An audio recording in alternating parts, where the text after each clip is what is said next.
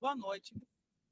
Nessa aula, eu vou fazer uma revisão do estudo dirigido para a biologia. Depois, eu vou fazer umas questões com vocês fora da pergunta, porque essas questões podem direcionar vocês a responder a pergunta com mais eficiência. Tá bom? Uau! Dicasinha. Qual a diferença entre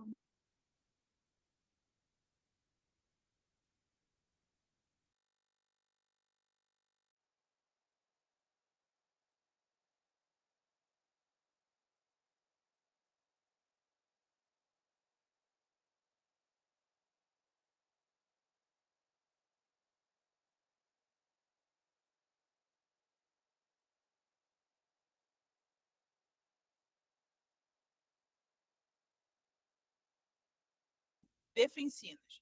Proteínas que possuem atividade antimicrobiana, sendo consideradas como antibiótico natural. Essas proteínas possuem uma estrutura de folha beta, que é capaz de inserir na membrana lipídica dos seus agressores.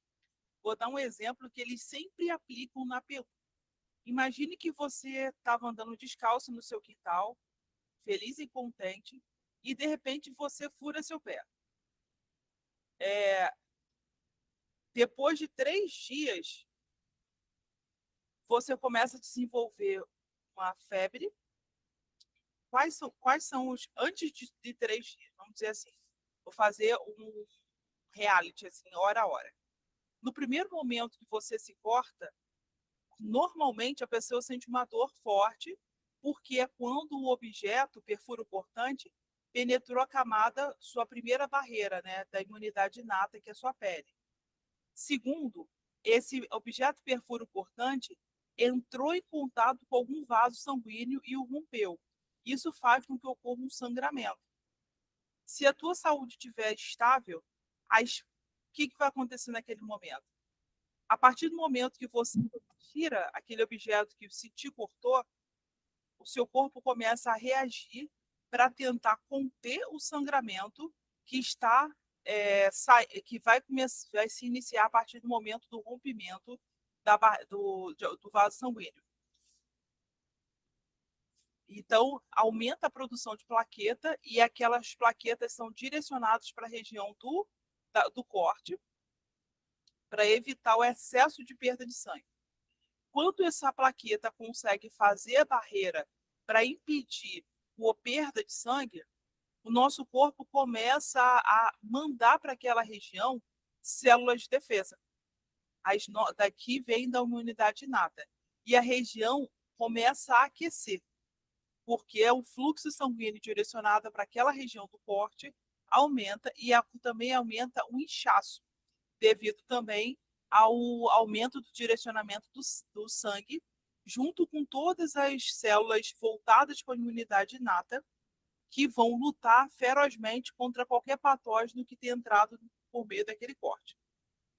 Então, o nosso corpo entra em estado de inflamação, aumentando todas todas as células de defesa, e principalmente as células da imunidade inata. Eles fazem o quê? Eles têm um padrão de reconhecimento que vai escanear, vamos dizer assim, toda célula que for encontrada naquela região do corte para identificar se a célula é humana ou não. Na aula anterior, uma colega perguntou o que é non-self e to-self. Non-self é aquilo que não é nosso, ou seja, as células ou patogênicas ou células que vêm de fora do nosso corpo. To-self é aquilo que é nosso, são todas as células naturalmente produzidas por um corpo. Então, se o seu sistema imune estiver funcionando de forma eficiente, ele só vai eliminar as células não self.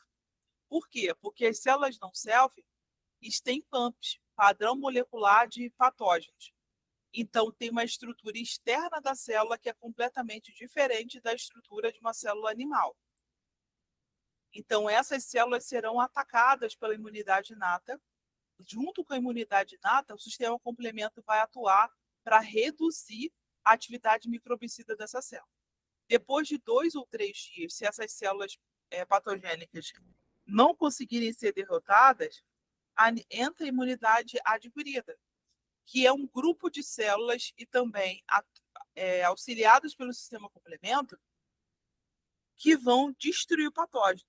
Normalmente, de 4 a 7 dias após o início da infecção, as células patogênicas já foram totalmente eliminadas pelos linfócitos B e T e você já evoluiu a cura. Imunidade inata. Os macrófagos e neutrófilos são células de imunidade inata.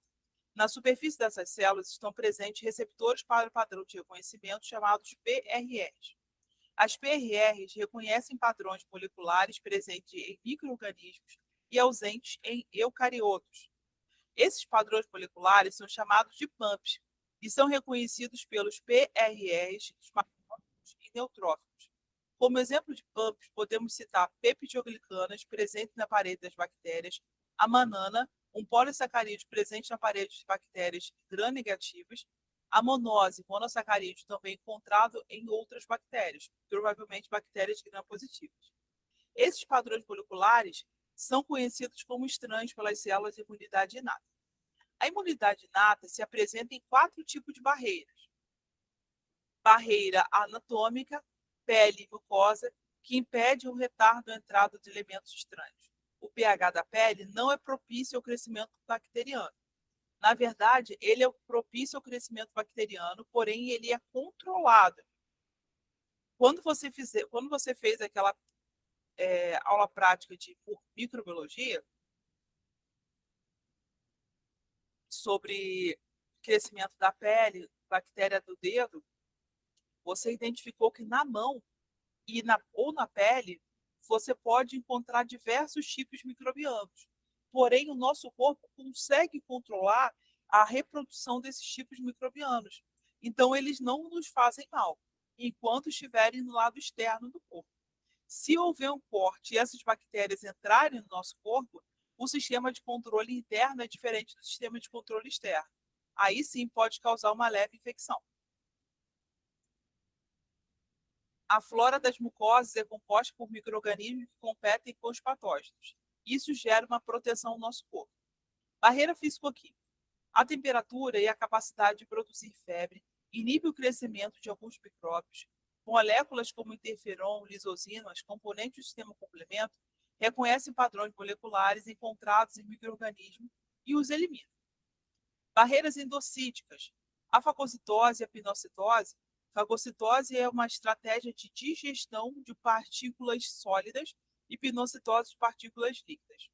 Partículas sólidas são patógenos, partes de células, e pinocitose são toxinas que podem estar no nosso corpo e que podem ser ingeridas pelas células. Porém, algumas células têm a capacidade de inibir a função microbicida ou tóxica dessa toxina líquida.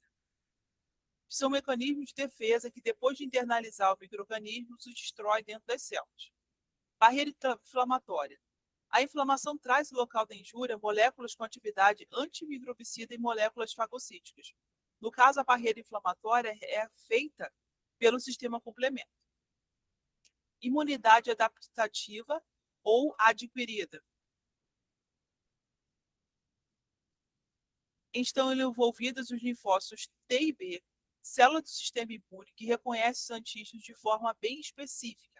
Ao conjunto de possibilidades de reconhecimento de antígenos chamamos de repertório imunológico. São os anticorpos TCRs os responsáveis pelo mesmo nosso imenso repertório imunológico. Os genes que codificam para anticorpos e TCRs sofrem um processo de recombinação somática que fará com que os linfócitos B e T tenham uma única estrutura molecular para reconhecimento de antígenos. Devido a essa recombinação, todos os linfócitos B e T que se originarem a partir daquele que sofreu recombinação serão idênticos, ou seja, clones. Só após esse processo, os linfócitos estão aptos para participar da resposta imune. Antes de linfócitos B e T específicos atuarem contra determinados antígenos, eles podem sofrer expansão clonal, que consiste para sua multiplicação sucessiva de modo a produzir células e clones. O antígeno pode estimular a produção de diferentes clones de linfócitos B. Cada tipo de clone possui imunoglobulina de apenas um tipo, que reconhece determinada parte do antígeno. A parte do antígeno que é reconhecida chama-se epítopo, ou determinante de gene. Vou parar aqui e vou dar uma explicação mais específica que costuma ser cobrado na prova. Nós temos um grupo de células chamada APC, célula apresentadora de antígeno. Essa APC ela é ativada na presença de algum patógeno, normalmente um macrófago, tá? Esse macrófago é ativado na presença de patógeno e esse MHC que fica na superfície da célula, ele captura o patógeno, inicia o processo de fagocitose.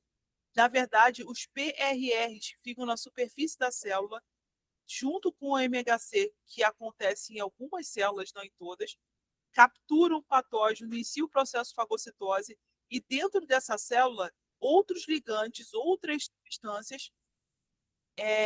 substâncias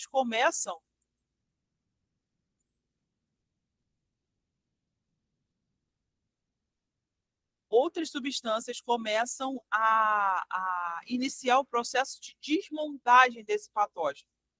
Por meio desse patógeno, desse processo de desmontagem, as nossas organelas começam a entender como funciona esse patógeno por meio de uma engenharia reversa. Então, a partir do momento que o MHC foi ativado, ele migra para o polo da célula, e quando ele migra para o polo da célula, ele também se liga ao linfócito B e T, e esse linfócito B e T é ativado. Tá? Esse processo de ativação diferencia linfócito TCD4 com TCD8. E esse linfócito TCD4 e TCD8 vai dar origem aos linfócitos TCRs. Esses linfócitos TCR também vão dar origem ao linfócito TH1 e TH2, que são muito mais eficientes no combate a patógenos. Lembrando que linfócito B ele é especializado em destruição de bactérias.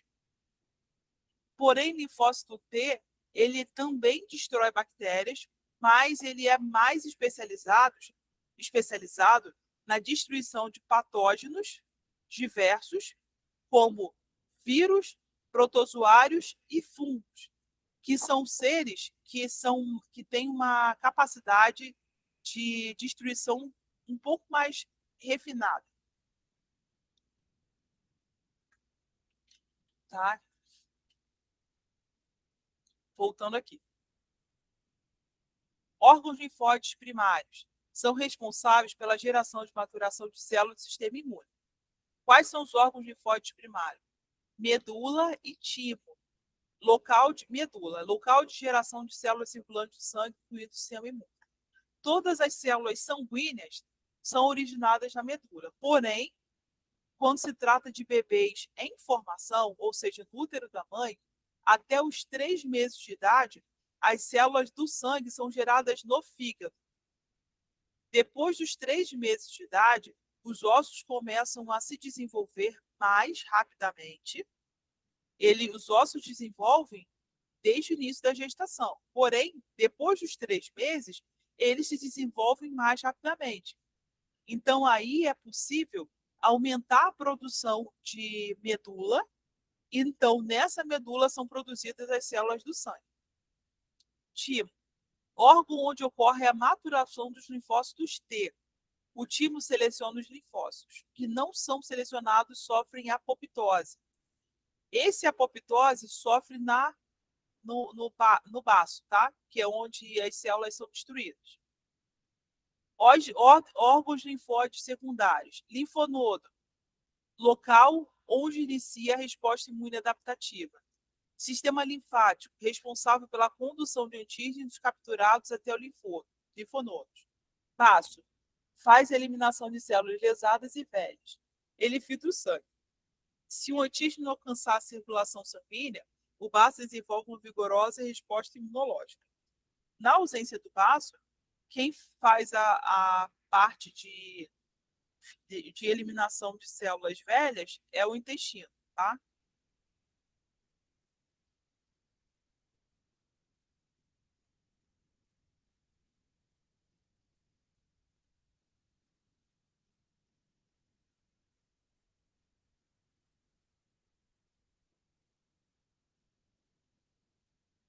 a partir daqui, eu já vou começar para outra parte da aula.